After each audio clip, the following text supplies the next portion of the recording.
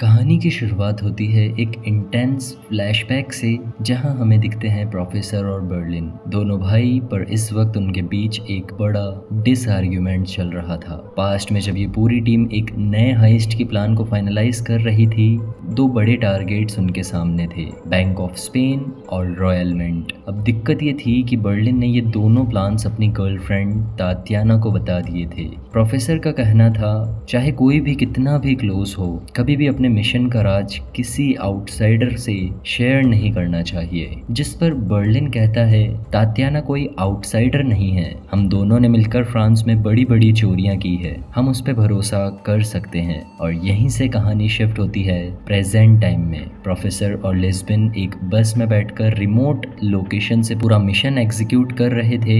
लेकिन प्रोफेसर एक मास्टरमाइंड है, उसे पता है कि एक जगह पर ज़्यादा टाइम रुकना रिस्की हो सकता है, इसलिए वो लोकेशन फ्रिक्वेंटली चेंज करते रहते हैं। नाउ प्रोफेसर डायरेक्टली कांटेक्ट करता है बैंक ऑफ स्पेन में पलेरेमो को। वो पूछता है वहाँ की क्या सिचुएशन है, जिस पर पलेरेमो कहता है, अब तक हमने 10,700 किलो गोल्ड पिघला दिया है और उसे छोटे मोतियों में कन्वर्ट भी कर दिया है। और गुड न्यूज़ ये है प्रोफेसर, हम अपने प्लान से 2% आगे चल रहे हैं। अब कहानी शिफ्ट होती है पुलिस स्टैंड पे, जहाँ कर्नल प्रियतो आता है और तमायो से गुस्से में बात करता है। प्रियतो क्लियरली बोलता है, अपनी पूरी फोर्स, पूरा सिस्टम झांक दो उन्हें पकड़ने में। अगर जरा सा भी लूज एंड छोड़ा तो ये लोग तुम्हारी नाक के नीचे से पूरा सोना, पैसा, गवर्नमेंट के सीक्रेट्स सब ले जाएंगे और तुम देखते रह जाओगे। तमायो थोड़ा टेंस हो जाता है। वो कहता है, उनके पास सेंसिटिव गवर्नमेंट डॉक्यूमेंट्स हैं, अगर हमने कोई भी गलती की तो वो पब्लिक में सब कुछ लीक कर देंगे। यहाँ पर एंट्री होती है एलिसिया की। अपनी शार्प माइंड के साथ वो एक ट्विस्टी आइडिया देती है, सिर्फ गवर्नमेंट इंटेलिजेंस जानते हैं उन डॉक्यूमेंट्स में क्या है, ना पब्लिक को पता है ना मीडिया को। तो हम क्या करें, एक जाली वर्जन बनाते हैं, बिल्कुल सेम लुकिंग डॉक्यूमेंट्स, जिसमें हम 5% रियल स्कैम्स दिखाएंगे। वो एक्सप्लेन करती है, फेक लीक्स में हम दिखाएंगे कि पॉलिटिशियंस ने पैसा खाया, मिलिट्री ने अननेसेसरी अटैक्स किए या पब्लिक को धोखा दिया गया। लोग शॉक हो जाएंगे, पर असली वाले 95% सीक्रेट्स हम बचा लेंगे। और अगर फ्यूचर में प्रोफेसर उन रियल डॉक्यूमेंट्स को लीक करेगा तो पब्लिक सोचेगी, अरे ये तो ऑलरेडी न्यूज़ में आ चुके हैं, फेक है। इस स्ट्रेटजी से हम प्रोफेसर से एक कदम आगे निकल जाएंगे। एलिसिया ये बताती है कि उनकी आईटी टीम कॉन्स्टेंटली मॉनिटर कर रही है, जैसे ही प्रोफेसर कुछ ऑनलाइन अपलोड करेगा वो तुरंत उसे टेक डाउन करने की कोशिश करेंगे। एक तरह से सांप भी मर जाए और लाठी भी ना टूटे।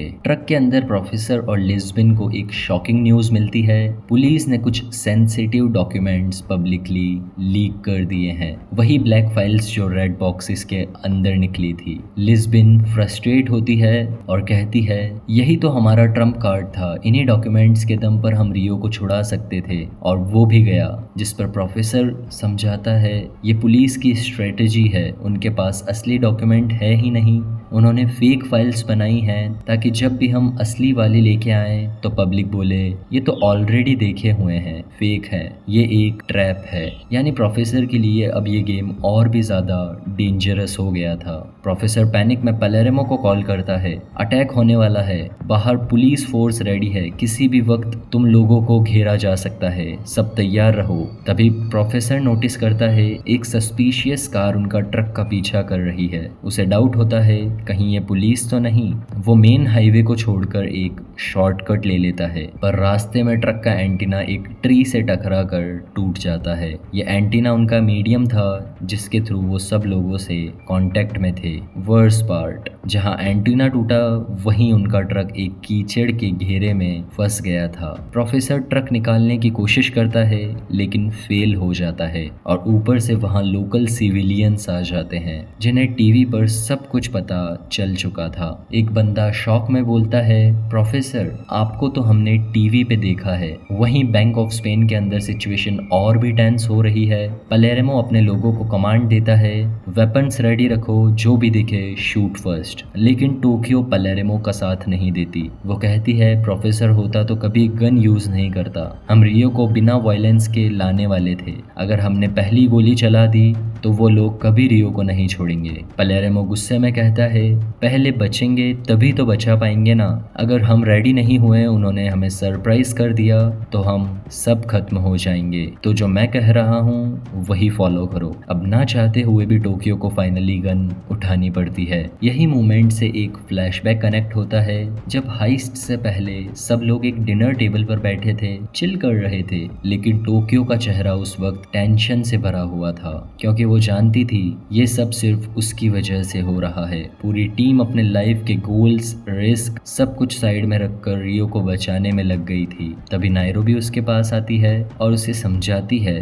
टोक्यो सब ठीक है, इतनी अपसेट क्यों हो। टोक्यो कन्फेस करती है, तुम लोग इतने हैप्पी हो और मैं तो बस गिल्टी फील कर रही हूँ, सिर्फ मेरी वजह से तुम सब डेंजर में हो। जिस पर नायरोबी थोड़ा मुस्कुराते हुए कहती है, ये सोचना बंद करो कि हम तुम्हारे लिए आए हैं। सच ये है कि हम सब इसी काम के लिए बने हैं, कैओस, प्लानिंग, थ्रिल, यही है हमारी रियलिटी। सो चल और बस रियो को वापस लाने पे फोकस कर। उसका ये एटीट्यूड देखकर टोक्यो फिर से पार्टी का पार्ट बनने की कोशिश करती है। वो प्रोफेसर के पास आकर क्वाइटली पूछती है, प्रोफेसर सच सच बताना, अगर हम ये प्लान शुरू करते हैं तो सक्सेस होने के क्या चांस हैं। प्रोफेसर कामली जवाब देता है, अकॉर्डिंग टू मेरी कैलकुलेशन बस 50%। ये सुनकर एक मोमेंट के लिए थोड़ा सा अनईजी फील करती है, पर सब जानते हैं प्रोफेसर कभी अधूरा प्लान नहीं बनाता, ये सिर्फ उनकी ट्रेनिंग का मिड पॉइंट है और जब ट्रेनिंग खत्म होगी प्रोफेसर कोई ना कोई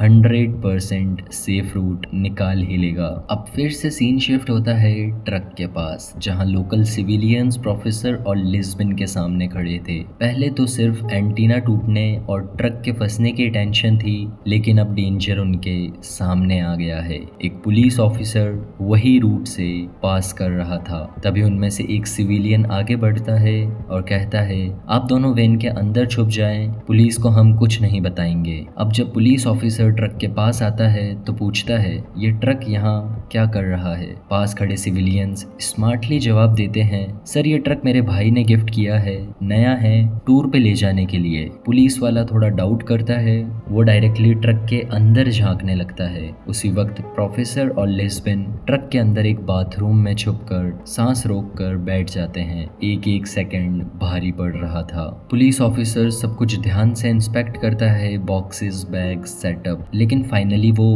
बाहर निकलता है। तब एक सिविलियन कैजुअली पूछता है, सर इतना टाइम चेक कर रहे थे। पुलिस वाला स्माइल करके कहता है, मैं तो बस सोच रहा था रिटायरमेंट के बाद एक ऐसा ट्रक ले लूं। फिर कैजुअली पूछता है, वैसे ये सब लोग यहाँ कर क्या रहे हैं। सिविलियन आंसर देता है, ट्रक कीचड़ में फंस गया था। तो पुलिस वाला कहता है, तो चलो मैं भी मदद कर देता हूँ। वो अपनी जीप से रोप बांधकर ट्रक को खींचकर बाहर निकालता है। प्रोफेसर और लिस्बन एक और मुश्किल से बच जाते हैं। और अब एपिसोड का मोस्ट थ्रिलिंग मोमेंट आता है। Police force finally bank of Spain के अंदर एंट्री करती है, पूरे फोर्स के साथ, हैवी वेपन्स, टैक्टिकल गियर्स। लेकिन मनी हाइस्ट की टीम भी रेडी थी।